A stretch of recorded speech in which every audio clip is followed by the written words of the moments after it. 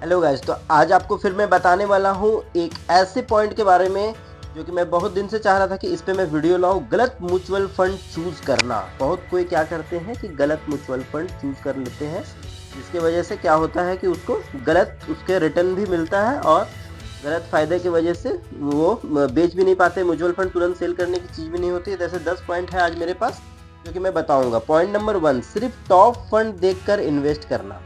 बहुत लोग क्या करते हैं, लोग यूट्यूब पर गूगल पर टॉप फंड देख करके इन्वेस्ट ले लेते हैं। इस पर कोई रिसर्च भी नहीं करते और कुछ करते नहीं है। तो ये सब सारा जो पॉइंट है आपको क्लियर कर लेना बहुत बेहतर रहेगा आपके लिए। और इसमें मैं 5-5 पॉइंट अलग अलग सबको लेकर के आता हूँ, जैसा कि मेरा हर टॉपिक रहता है। वीडियो आप देखे होंगे। तो इसमें पहला पॉइंट मैं आपको क्लियर कर चुका हूँ। दूसरा, फंड का पास्ट रिटर्न देख करके डिसीजन ले लेते हैं कि हाँ चलो ठीक है, पहले दिया है बढ़िया रिटर्न, इस बार भी मुझे बढ़िया रिटर्न ही मिलेगा। ये सबसे बड़ी गलती होती है। रिस्क, सबसे पहले लेवल चेक नहीं करते हैं। रिस्क लेवल, अपने फाइनेंस गोल इग्नोर कर देते हैं। रिजल्ट फाइंड शूट नहीं करता है इस पर। और ये सब सारा गलती जो आप लोग करते हैं, जो ध्यान भी नहीं रहता, ये सब का आप स्क्रीनशॉट ले लोगे तो हमेशा याद रहेगा। अब आ जाइए दूसरे पॉइंट की तरफ। रिस्क प्रोफाइल समझकर इन्वेस्ट नहीं करना। इसमें क्या क्या दिक्कत आ सकता है। कन्वर्सेशन, लोग हाई रिस्क फंड ले लेते हैं, ठीक है। और इसमें क्या होता है, हाई रिस्क फंड जो स्मॉल कैप सारा फंड रहता है, जो स्मॉल कैप का फंड रहता है वो सारा हाई रिस्क पे रहता है। आप देखोगे कि जितना भी छोटे छोटे फंड है वो आपको हाई रिटर्न दे रहा है। तो ये सब देख करके बहुत कोई डिसीजन ले लेते हैं कि मुझे यही म्यूचुअल फंड आगे चल के ग्रोथ देगा। वो कभी कभी गलत रिटर्न भी देता है। अच्छा, मार्केट गिरने पर पैनिक हो जाते हैं।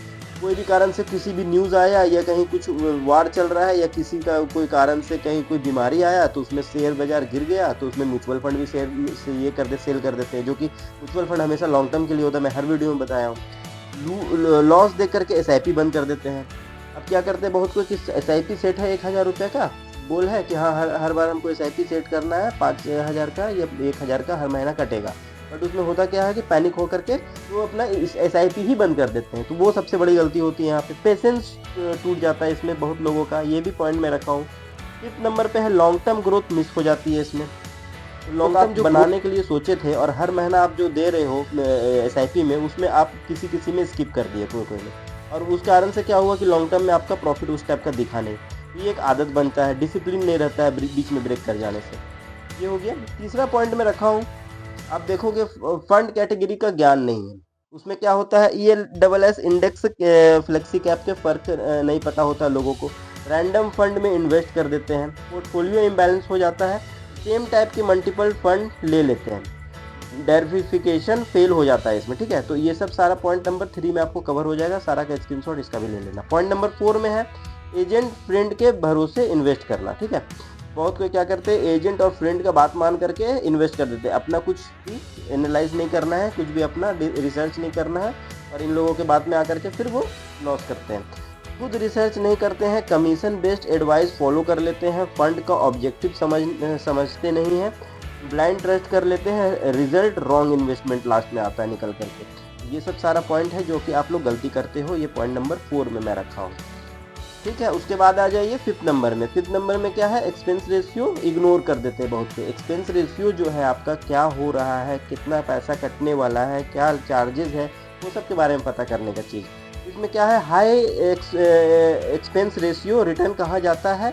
और लोग सिर्फ क्या करते हैं, रिटर्न देख लेते हैं। इसमें एक्सपेंस का क्या है नहीं है तो कुछ समझते नहीं, बस रिटर्न देख करके उसमें आप लगा देते हो। चार्जेस पर ध्यान नहीं देते हैं, मैं भी पहले ही लाइन में ये दोहराया हूँ।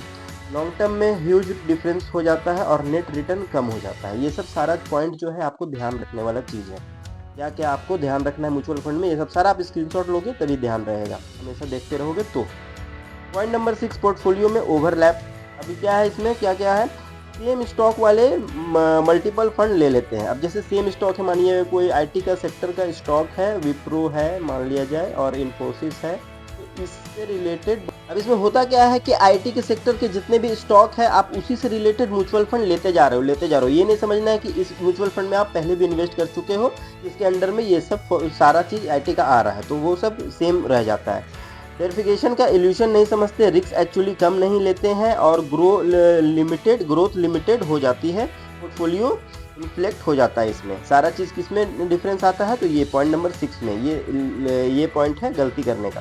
तो ये पॉइंट आपको नहीं दोहराना है अगली बार से, और ये सब चीज़ का ध्यान रखना है। मैं फिर से बता रहा हूँ, आप इस चैनल में अगर नए हो तो आपको सारा चीज़ स्क्रीनशॉट ले लेना और चैनल में बने रहोगे तो इस टाइप का वीडियो आपको हमेशा मिलते रहेगा। अब हम लोग बात करने वाले हैं 7 number, fund manager strategy ignore करना। अब इसमें क्या है, फंड मैनेजर लोग का बहुत कोई देखते ही नहीं कि इस एसआईपी में, जिसमें मैं एसआईपी कर रहा हूँ वो म्यूचुअल फंड में कौन कौन सा फंड मैनेजर है, और उसके बारे में रिसर्च करना पड़ता है कि कौन सा कैसा फंड मैनेजर है। फंड का इन्वेस्टमेंट स्टाइल नहीं देखते, कंसिस्टेंसी चेक नहीं करते, स्ट्रैटेजी चेंज इग्नोर कर देते हैं, चांस इग्नोर कर देते हैं, ब्लाइंड इन्वेस्ट कर लेते हैं और परफॉर्मेंस इम्पैक्ट होता है इसमें। तो ये सब सारा पॉइंट किसमें आता है आपका, फंड मैनेजर स्ट्रेटेजी इग्नोर करना। तो ये सब आपका गलती है जो आप करते हैं। पॉइंट नंबर 7 को आप एक बार रीड कर लेना। पॉइंट नंबर 8 में क्या है, मार्केट ट्रेंड समझ नहीं पाना। अब इसमें क्या होता है, बहुत कोई बुल बियर साइकिल का आइडिया नहीं है, क्या होता है बुल, क्या होता है बियर, ये सब कभी कुछ देखना नहीं है, बस किसी के बोलने पे शेयर ले लेना है। तो वो सब आपको नहीं करना है। गलत टाइम पर स्विच कर देते हैं। अब जैसे कि जो मार्केट ऊपर जाने वाला है उसी टाइम कहीं से कुछ उल्टा न्यूज़ सुन लिया और वो उसको सेल कर दिए, तो सेल करते ही वो क्या हुआ, मार्केट अप हो गया। तो इसमें आप बहुत बार लॉस हो जाता है आप लोगों को। गलत टाइम पर स्विच करने का यही मतलब होता है। Fear based decision.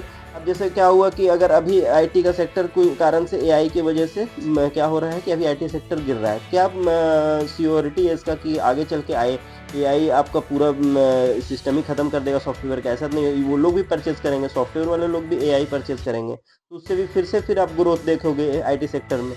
तो इस वजह से आपको तुरंत डिसीजन नहीं लेना है, सारा चीज़ का एनालाइज करना है। पेशेंस नहीं होता है, वेल्थ क्रिएशन स्लो है। सारा कुछ आपको इस बारे में किसमें मिलेगा, मार्केट ट्रेंड समझ नहीं पाने का, ये सब सारा गलती होता है, ये सब पॉइंट है। उसके बाद 9 नंबर में है लॉन्ग टर्म डिसिप्लिन नहीं है। ये बहुत बढ़िया पॉइंट लगा मेरे को। क्यों लॉन्ग टर्म में डिसिप्लिन इसलिए नहीं रहता है लोगों को कि लोग अगर कुछ आज बीमारी आ जाता है और शेयर बाजार ऐसे गिरा तो उसको अपॉर्चुनिटी नहीं समझते हैं, मुझे और ले लेने चाहिए।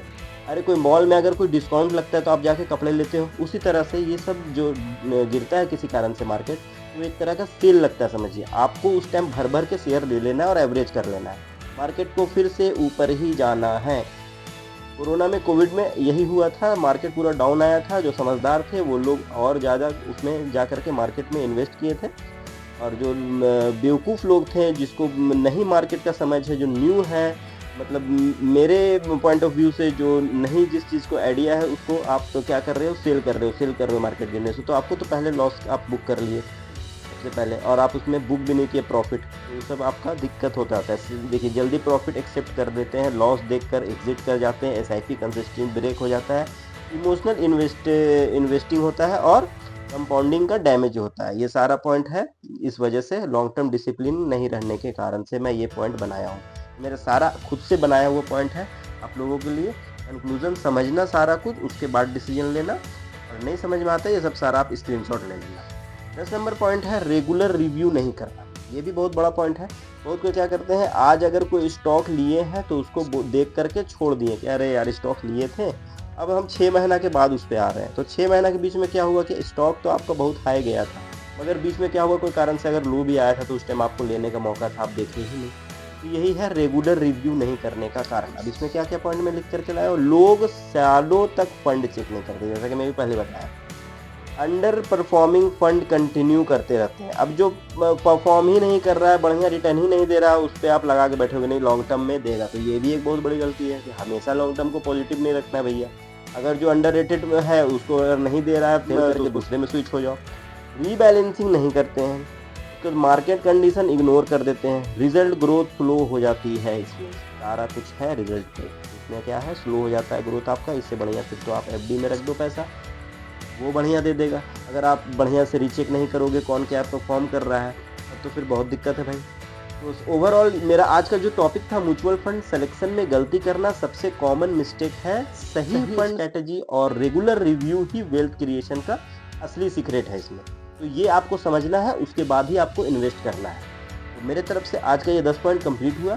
आपको वीडियो कैसा लगा आप कमेंट में बताना, और आप क्या गलती करते हो उसको सुधारना, और मेरे इस चैनल पे बने रहोगे तो इसी टाइप का वीडियो आपको मैं देता रहूँगा। Thank you.